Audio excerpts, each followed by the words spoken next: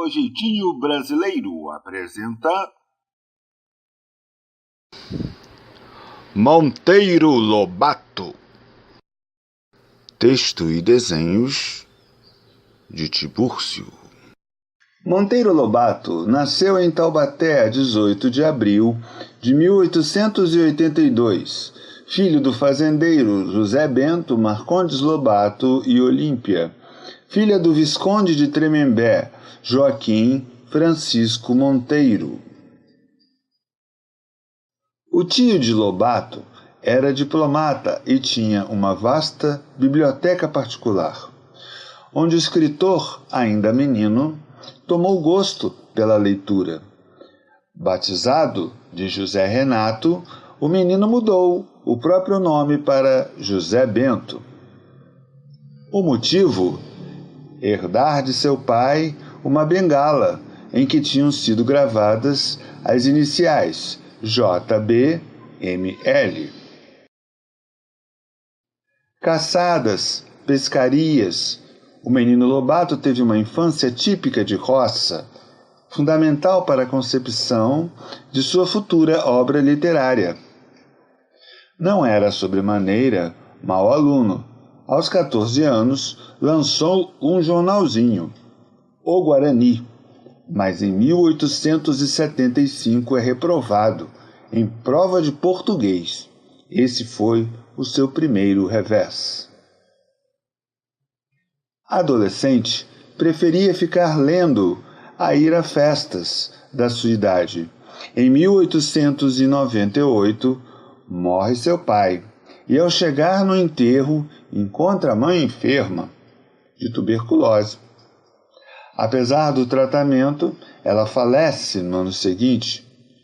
O jovem Lobato, então, estava órfão de pai e mãe.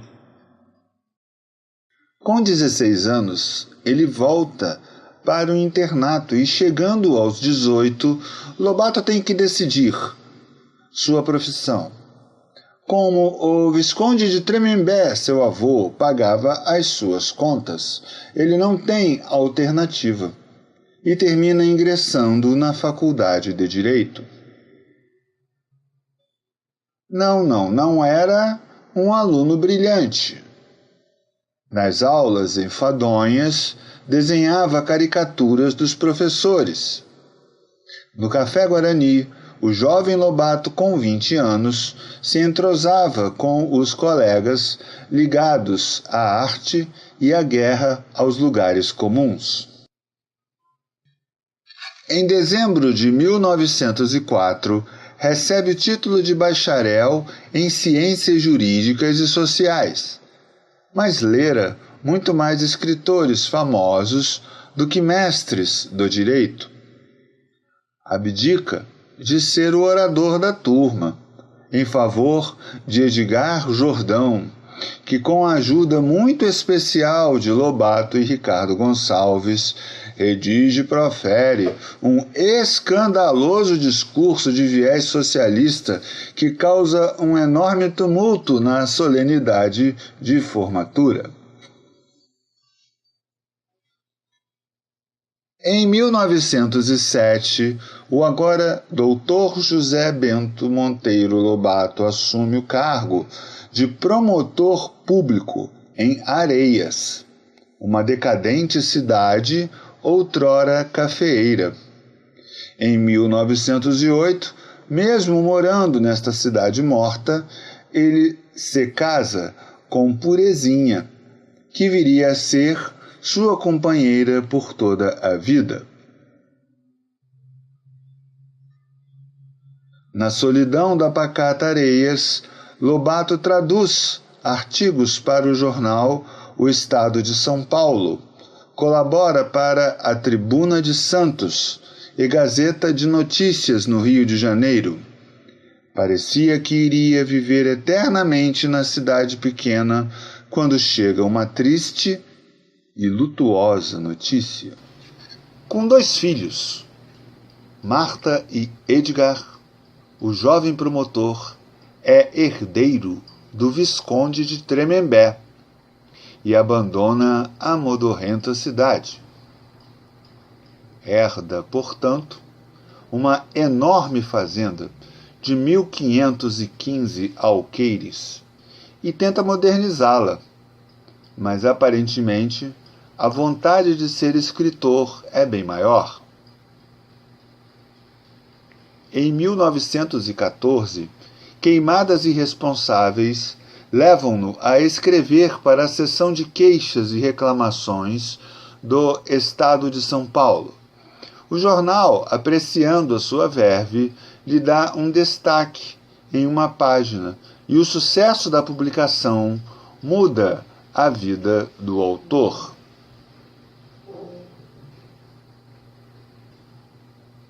Somente em 1917 ele consegue vender a fazenda. Nesse tempo, cria a ideia do Jeca Tatu e, repudiando as influências estrangeiras preferidas pelas classes altas, põe-se a publicar um inquérito sobre o Saci Pererê e consegue um intenso retorno do público. O Saci Pererê vira um livro, que alcança a segunda edição. Convidado a dirigir a Revista do Brasil, Monteiro Lobato a compra, em nome da sua independência, e nela lança Urupês, que se torna sucesso de livraria.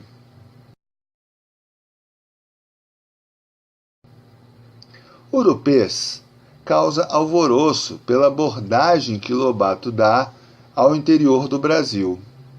É combatido e defendido, polemiza ao desmascarar o desinteresse do litoral pelos sertões. Então o escritor resolve tornar um velho sonho realidade. Torna-se editor. Imprime seus livros nas oficinas do O Estado de São Paulo. Para espanto de todos, anuncia seus livros nos jornais.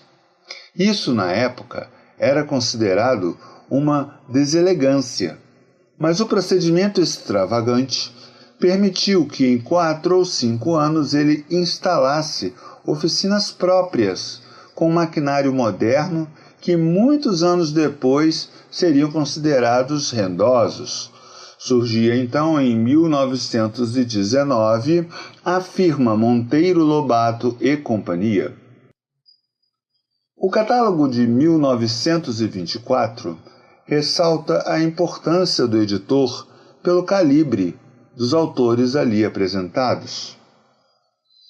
Alfonso de Guimarães, Vicente de Carvalho, Menotti del Picchia, Ricardo Gonçalves, Cleómenes Campos, Francisca Júlia, Paulo Setúbal, Maria Eugênia Celso, Rosalina Coelho Lisboa, Ribeiro Couto e Medeiros de Albuquerque.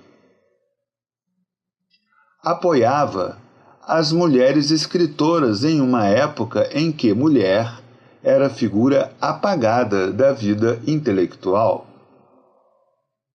Foram editados prosadores como Ribeiro Couto, Álvaro Moreira, Léo Vaz, Hugo Carvalho Ramos, Valdomiro Silveira, Godofredo Rangel, Humberto de Campos, Gustavo Barroso, Oswald de Andrade, Lima Barreto, Júlio Ribeiro, além de ensaístas como Graça Aranha, Nestor Vitor, Gilberto Amado, Oliveira Amaral e Sud Menuti.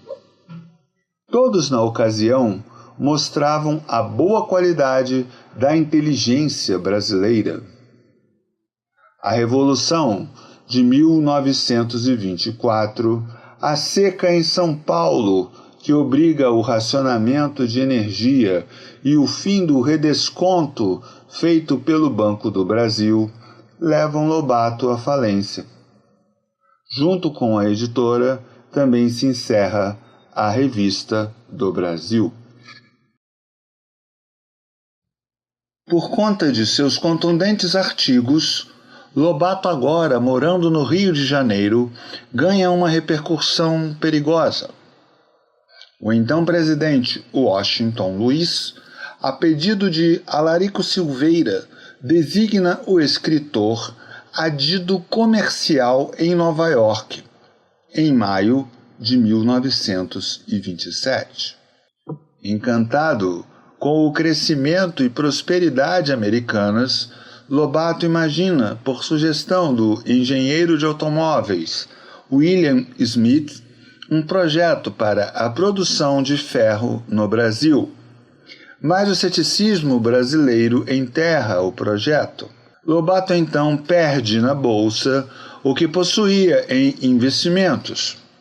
Vende sua parte na Companhia Editora Nacional e, como necessitava ganhar dinheiro, volta a escrever seus livros infantis. Com a Revolução de 1930, ele volta ao Brasil e decide fundar uma companhia para trabalhar com ferro. Na visão de Lobato, o ferro e o petróleo eram o esteio para o progresso do Brasil. Foi em 1938 que o petróleo jorra neste país, na localidade de Lobato, na Bahia. Mas o Conselho Nacional de Petróleo pouco caso faz e o escritor não se conforma.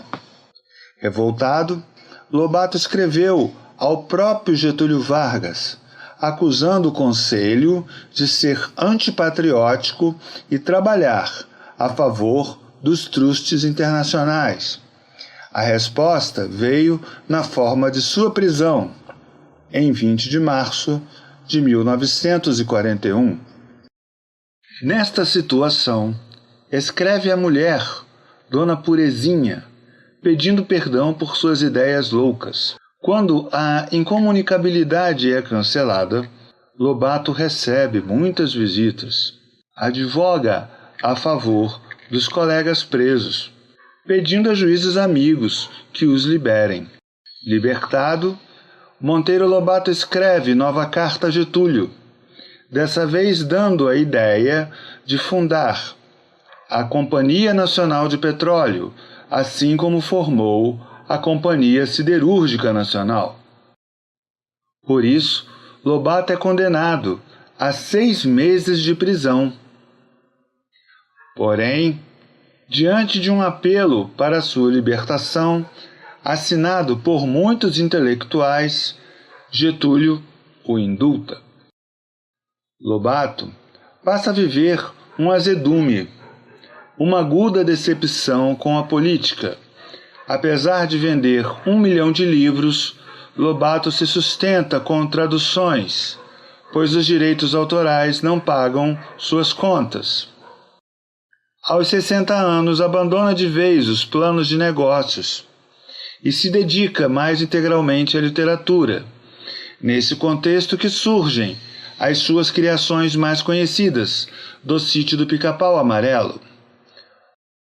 Lobato visita a Argentina, onde descobre ser mais famoso do que imaginava, mas por problemas de saúde tem de retornar ao Brasil, pois havia planejado até visitar a costa do Pacífico. De volta ao Brasil, Lobato vai a Salvador, na Bahia, assistir à peça com a história de Narizinho Arrebitado. Comove-se e se encanta com a Bahia. Relata ele, então: a grande coisa da Bahia é o negro. Das manifestações da civilização negra, tão profundamente africana, o candomblé é o produto supremo. Os 2 que assisti me encheram as medidas. Joãozinho da Gomeia é positivamente a reencarnação de um príncipe maia ou asteca. Mostra-se interessado na divulgação da opereta Narizinho Arrebitado quando sofre um espasmo vascular. Não consegue mais ler em função do problema e passa a ouvir música, arte que antes não lhe interessava. Falta-lhe paciência. Em sua última carta, confessa que só se sentiria feliz em voltar ao mundo se fosse para escrever novas histórias para crianças. Lobato falece às 4h, no dia 5 de julho de 1946, vítima de outro espasmo vascular. Deixa ao Brasil o seu legado. O legado de Lobato. Lobato prevê a violência no trânsito. Clama por uma nova escrita na nossa história. Antecipa as relações comerciais com o Cone Sul. Lobato defende e incentiva a industrialização no Brasil. Faz do saneamento uma causa que defende em seus artigos. Como editor, cria novas maneiras de fomentar o mercado editorial, lança autores consagrados e revela a inteligência brasileira. Defende o petróleo e é até preso por sua persistência. Não encontraremos brasileiros tão atuantes como Monteiro Lobato lutando por ideais patrióticos e culturais. Este exemplo de cidadania é, com certeza, o seu maior legado.